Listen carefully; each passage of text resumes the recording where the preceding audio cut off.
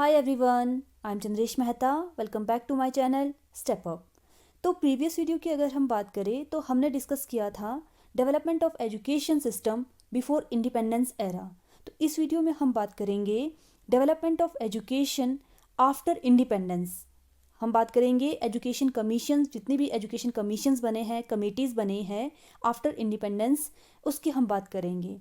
So let's start with the topic education commissions in India after independence.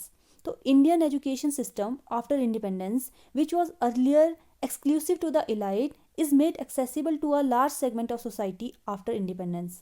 The government has set up various educational committees to address the challenge of education, recommendation, education policy and improve the education system in India. अगर हम बात करें independence से पहले की, अगर हम बात करें 1947 से पहले की अगर हम बात करें, तो हमारा एजुकेशन सिस्टम जस्ट एलाइट वर्ग के लिए था, उच्च वर्ग के लिए ही था। जो निम्न वर्ग के लोग थे वो शिक्षा से वंचित थे।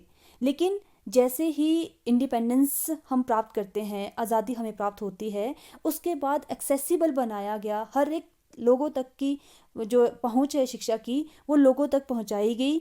और गवर्नमेंट ने बहुत सारी पॉलिसीज़ बनाई, बहुत सारे रिकमेंडेशन बनाई, बहुत सारे एजुकेशनल प्रोग्राम्स बनाए for the development of education system in India. So here is the first education commission of independent India.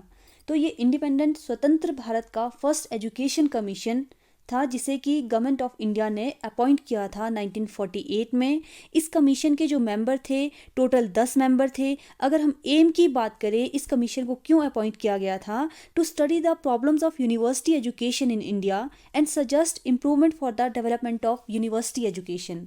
इस कमीशन को इसलिए अपॉइंट किया गया था सो दैट कि ये चेक कर सके यूनिवर्सिटी एजुकेशन को कि वहाँ समस्या क्या क्या समस्या आ रही है और इन समस्याओं को हम कैसे ओवरकम कर सकते हैं और कैसे स्ट्रेंथन कर सकते हैं यूनिवर्सिटी एजुकेशन को। और इसलिए इस कमीशन का नाम है यूनिवर्सिटी एजुकेशन कमेटी के नाम से भी इस कमीशन को जाना जाता है। तो ये राधाकृष्णन कमीशन को ही यूनिवर्सिटी एजुकेशन कमीशन के नाम से जाना जाता है। It submitted its report in August 1949। Next is aims and objectives of university education commission. तो इसका क्या ऑब्जेक्टिव्स था? The university have to provide leadership in politics, administration, education, industries and commerce. देखिए, हमारा भारत देश उसी समय आज़ाद हुआ था, तो इस स्वतंत्र भारत को आगे ले जाने के लिए हमें ऐसे स्टूडेंट्स की ज़रूरत थी जो कि पॉलिटिक्स में काफ़ी अच्छा करे, एडमिनिस्ट्रेशन वर्क काफ़ी अच्छा संभाले, एजुकेशन में अच्छा करे, इंडस्ट्रीज़ अच्छा करे, कॉमर्स में अच्छा करे। तो ऐसे स्टूडेंट्स का निर्माण करना था, इसलिए यूनिवर्सिटी एजुकेशन कमीशन को लाया गया सो दैट कि ये लीडरशिप क्वालिटीज़ एनहांस कर सके स्टूडेंट्स में। The aim of University Education Commission should be to produce intellectual adventurers. One of the main aim function of the university is to bring about spiritual development of students. तो ये जो university education commission था, इसका main मकसद था बच्चों में, students में मॉरलिटी को लाना, मॉरल एंड स्पिरिचुअल वैल्यूज़ को इनकलकेट करना। क्योंकि इससे पहले जब अंग्रेज़ों का शासन था, उस समय जो स्टूडेंट्स थे वो पूरी तरह से लैग कर रहे थे स्पिरिचुअल एंड कहीं ना कहीं मॉरल डेवलपमेंट में। तो ये जो यूनिवर्सिटी एजुकेशन कमीशन आया, इसका मेन मकसद था बच्चों में मॉरल वैल्यूज़, रिलीजियस वैल्यूज़ को इनकलकेट करना। और इस कमीशन, ये जो कमीशन अपॉइंट किया गया था, इसकी मेन रिकमेंडेशन थी attempt should be made to improve teachers quality and qualification. हमने टीचर्स की क्वालिटी को इम्प्रूव करना है, उनकी क्वालिफिकेशन को इम्प्रूव करना है। ये तभी पॉसिबल है अगर हम टीचर के पे स्केल को इंक्रीज़ करें, एनहांस करें। तो उन्हें हाई पे स्केल प्रोवाइड करना है for the better service conditions of teacher. There should be 4 type of teachers होते हैं, प्रोफेसर्स होते हैं, रीडर्स होते हैं, लेक्चरर्स होते हैं एंड इंस्ट्रक्टर्स होते हैं। The working days in college should be 180 days excluding examination days. अब जो कॉलेज सिस्टम है वहाँ पर 180 दिन का वर्किंग डेज होने चाहिए, 180 दिन होने चाहिए, एक्सक्लूडिंग एग्जामिनेशन डेज। कि अगर हम एग्जामिनेशन डेज को अलग करें तो टोटल कुल मिलाकर 180 दिन होने चाहिए। Maximum number student at university should be not more than 3000 and colleges it should be not more than 500। अगर हम बात करें यूनिवर्सिटी लेवल की तो स्टूडेंट्स 3000 से ज़्यादा नहीं होने चाहिए। कॉलेजेस की बात करें तो 500 से ज़्यादा स्टूडेंट्स किसी भी कॉलेजेस में नहीं होने चाहिए। The commission stress the importance of research and said every university should have certain number of researcher fellowship to encourage research. तो ये जो कमीशन है ये रेकमेंड करता है कि हर एक यूनिवर्सिटी में फेलोशिप को बढ़ाना चाहिए। ये एनकरेज करता है स्टूडेंट को रिसर्च वर्क के लिए। तो ज़्यादा से ज़्यादा हमने रिसर्च वर्क को इम्प्रूव करना है by giving them fellowship. Next is the university education should be placed on concurrent list. अब ये कंकरेंट लिस्ट को हिंदी में हम देखो समवर्ती सूची कहते हैं। ये क्या होता है कि स्टेट और सेंट्रल गवर्नमेंट मिलकर रूल बना सकती है एजुकेशन के फील्ड में, और दोनों सरकारें मिलकर खर्चा उठाएगी एजुकेशन का। तो इसलिए कहा कि जो यूनिवर्सिटी एजुकेशन सिस्टम है उसको हमने कॉन्करेंट लिस्ट में शामिल करना है। यूजीसी का सेटअप करना है, यूनिवर्सिटी ग्रांट कमीशन को सेटअप करना है, अपॉइंट करना है to supervise and allocate funds for university all over the India, ताकि ये फंड एलोकेट कर सके हर एक यूनिवर्सिटीज़ को, हर एक कॉलेजेस को। Provision for setting up rural university. अब देखो प्री इंडिपेंडेंस, अगर हम बात करें प्री इंडिपेंडेंस एरा की, तो बहुत सारी यूनिवर्सिटीज थी, कॉलेजेस थी, लेकिन अर्बन एरिया में जो गांव का एरिया था वहाँ पर बहुत कम यूनिवर्सिटीज़ हुआ करती थी, बहुत कम कॉलेजेस हुआ करते थे। तो इस यूनिवर्सिटी एजुकेशन कमीशन ने रेकमेंड किया कि ग्रामीण क्षेत्रों में भी ज़्यादा से ज़्यादा यूनिवर्सिटीज़ ओपन की जाए। The commission also appointed out the need for establishing college for women, और इस कमीशन ने रेकमेंड किया वुमेन की एजुकेशन को इम्प्रूव करने के लिए। Next is English should be studied in the higher schools and in the university for keeping the students in touch with the living stream of ever growing knowledge. इस education commission ने recommendation दी कि English should be the medium of instruction for higher schools and university level. तो university education जो होनी चाहिए वो English medium में होनी चाहिए, ताकि जो स्टूडेंट्स है वो रियल लाइफ से कनेक्ट हो सके, मतलब जो ग्रोइंग नॉलेज है उससे अप टू डेट रह सके। इसलिए हायर एजुकेशन और university education commission English medium में होनी चाहिए। University degree should not be required for government administration services. तभी तो आज की डेट में आप भले ही एमफिल कर दो, आप जो है पीएचडी कर दो, तो आप एलिजिबल नहीं होते हैं कोई भी जॉब पाने के लिए। तो जॉब पाने के लिए आपको एक अलग से एग्ज़ाम क्लियर करना होता है। तो इसलिए कहा गया कि यूनिवर्सिटी डिग्री जो है वो रिक्वायर्ड नहीं होती है किसी भी जॉब को पाने के लिए या किसी भी एडमिनिस्ट्रेटिव सर्विसेज को पाने के लिए। And special test and examination for recruitment to various services should be organise, कि अगर आपको जॉब पानी है तो उसके लिए अलग से रिक्रूटमेंट होगी, अलग से एग्ज़ाम कंडक्ट करवाए जाएंगे। और इस एजुकेशन कमीशन का जो मेन एम था या हम रिकमेंडेशन बोले, रिलीजियस एंड मॉरल एजुकेशन को इनकलकेट करना, एक दूसरे के धर्म को टॉलरेट करने की स्पिरिट आ सके ऐसी एजुकेशन प्रोवाइड करना। इसके लिए इन्होंने रिकमेंडेशन दी कि हमें ग्रेट रिलीजियस लीडर के बारे में स्टूडेंट्स को पढ़ाना है, लाइक MK गांधी, गौतम बुद्धा की टीचिंग करवानी है, सो दैट कि स्टूडेंट्स के अंदर ज़्यादा से ज़्यादा रिलीजियस एंड मॉरल वैल्यूज़ को इनकलकेट किया जा सके। तो ये रिकमेंडेशन थी यूनिवर्सिटी एजुकेशन कमीशन, या हम कह सकते हैं राधा कृष्णन कमीशन की। So next is the second education commission of independent India. This is Mudaliar commission, secondary education commission के नाम से जाना जाता है। इस कमीशन को गवर्नमेंट ऑफ इंडिया ने 1952 में अपॉइंट किया था। इसके चेयरमैन डॉक्टर A लक्ष्मण स्वामी मुदालियर जी थे।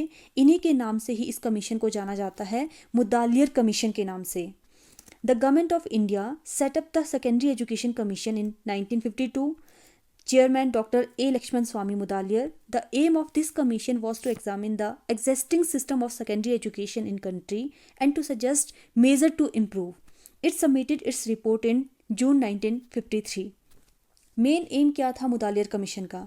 मेन एम था इस कमीशन को अपॉइंट करने का, सो दैट कि जो एग्जिस्टिंग सिस्टम है सेकेंडरी एजुकेशन का उसको ओवरव्यू कर सके, उसमें डिफेक्ट देख सके कि क्या डिफेक्ट है सेकेंडरी एजुकेशन में और how to overcome the defect of the existing system, कि जो डिफेक्ट्स है सेकेंडरी एजुकेशन में उसको हम कैसे इम्प्रूव कर सकते हैं। इसके लिए रिकमेंडेशन देना इस कमीशन का मेन एम था, मेन कार्य था। अगर हम बात करें डिफेक्ट की, तो डिफेक्ट्स क्या थे इस सिस्टम में?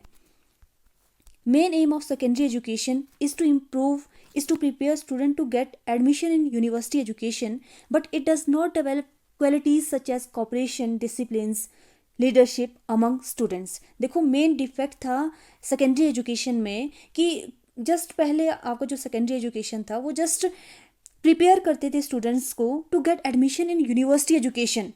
उनके अंदर जो वैल्यूज़ थी, कॉपरेशन था, moral values, character values, spiritual values, leadership, discipline, ये ख़त्म हो रहा था। इन्हीं वैल्यूज़ को कॉरपोरेट करने के लिए इस कमीशन को लाया गया, इस सेकेंडरी एजुकेशन कमीशन को लाया गया। करिकुलम अच्छा नहीं था, डिफेक्टेड करिकुलम था, डिफेक्टेड टीचिंग मेथड्स से, examination system is full of defects, unsuitable text books थी, करिकुलम अच्छा नहीं था, टीचर को अपॉइंट नहीं किया जाता था। तो ये बहुत सारे डिफेक्ट्स थे जिसकी वजह से इस कमीशन को अपॉइंट किया गया, so that we can change the existing system of education and improve the existing system of education. Next is recommendation of this commission. It recommended introducing a 3-year secondary education and 4-year higher education system. देखो Mudaliar commission recommendation देता है कि आपका 3 year होना चाहिए secondary education plus 4 होना चाहिए higher education system. मतलब 3 साल का सेकेंडरी एजुकेशन होना चाहिए। ये कैसे? 9th 10th +1, तो ये होना चाहिए। जो 9th है, 10th है, +1 है, ये इंक्लूड होना चाहिए सेकेंडरी एजुकेशन में।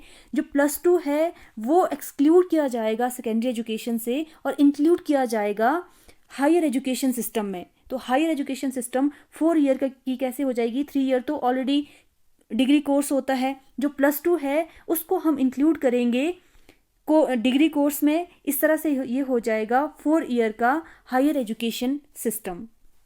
Examine the secondary system, recognise and improve vocational guidance, aims for democratic citizenship, personality development, leadership quality. कि ये जो एजुकेशन कमीशन है, सेकेंडरी एजुकेशन कमीशन है, ये रिकमेंड करता है एम्स ऑफ एजुकेशन कि एम क्या होना चाहिए सेकेंडरी एजुकेशन का, कि हमने ऐसे स्टूडेंट्स को इनकलकेट करना है, ऐसे स्टूडेंट्स को डेवलप करना है जिनके अंदर डेमोक्रेटिक वैल्यूज़ हो, उनकी पर्सनैलिटी को एनहांस करना है, लीडरशिप क्वालिटीज़ इनके अंदर लानी है, वोकेशनल स्किल को एनहांस करना है, सो दैट कि आगे चलकर वो अपनी आजीविका को अर्जित कर सकें। तो ऐसी एजुकेशन हमने प्रोवाइड करनी है।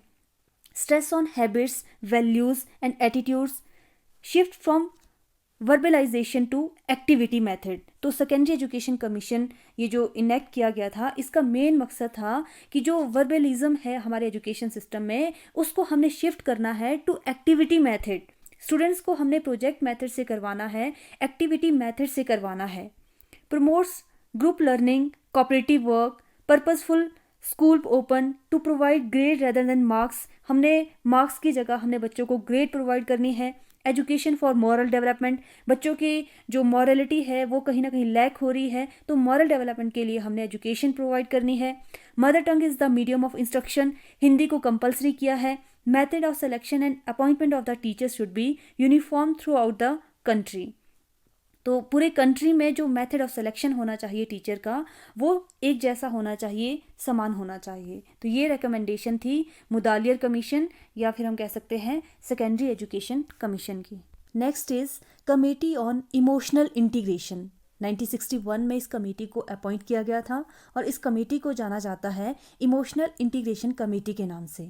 It was set up under the chairmanship of doctor Sampurnanand to study the role of educational programs for youth, in particular order to strengthen the process of emotional integration।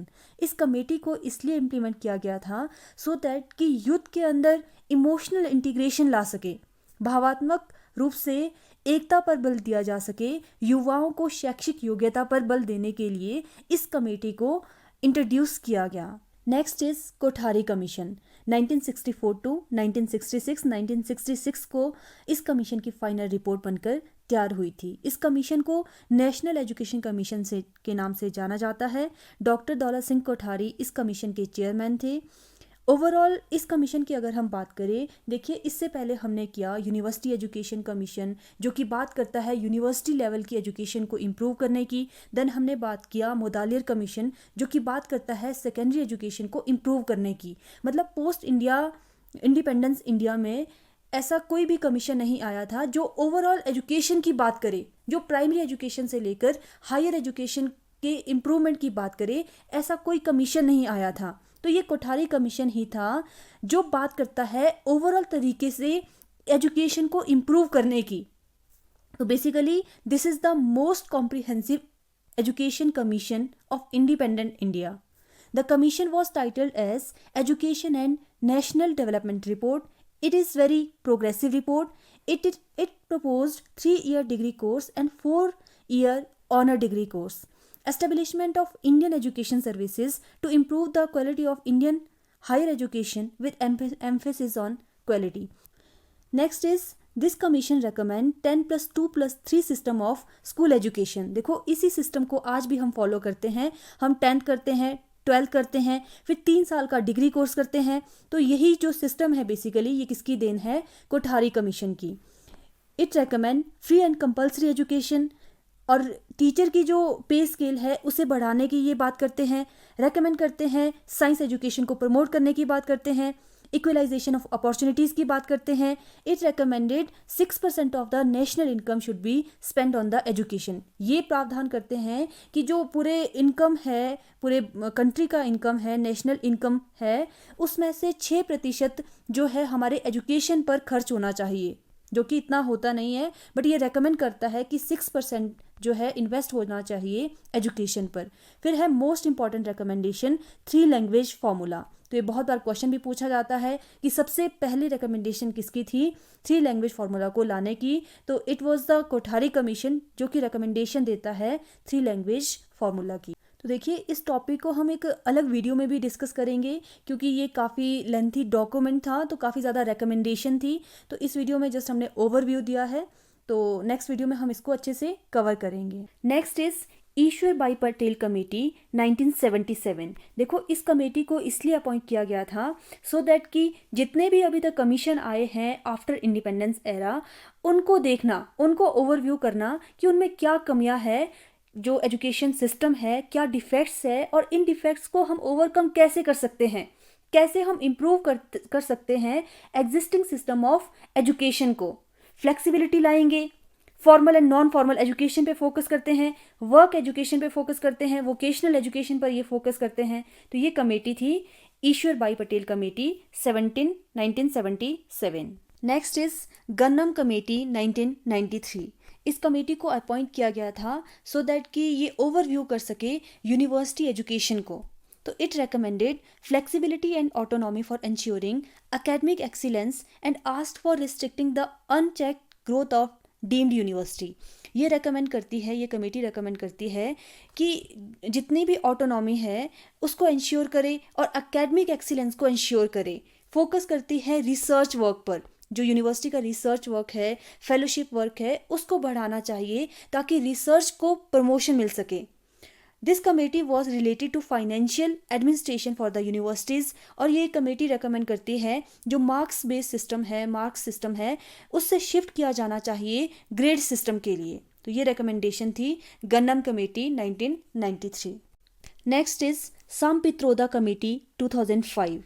देखो इस कमेटी को लाने का मकसद था स्टूडेंट्स के बर्डन को कम करना, करिकुलम को रिकंस्ट्रक्ट करना, और इस कमेटी को जाना चाहता है NKC के नाम से। तो NKC क्या है? नेशनल नॉलेज कमीशन, और हिंदी में अगर हम बात करें तो राष्ट्रीय ज्ञान आयोग। तो राष्ट्रीय ज्ञान जो आयोग है इसका पर्पस था फॉरेन यूनिवर्सिटी को इनवाइट करना।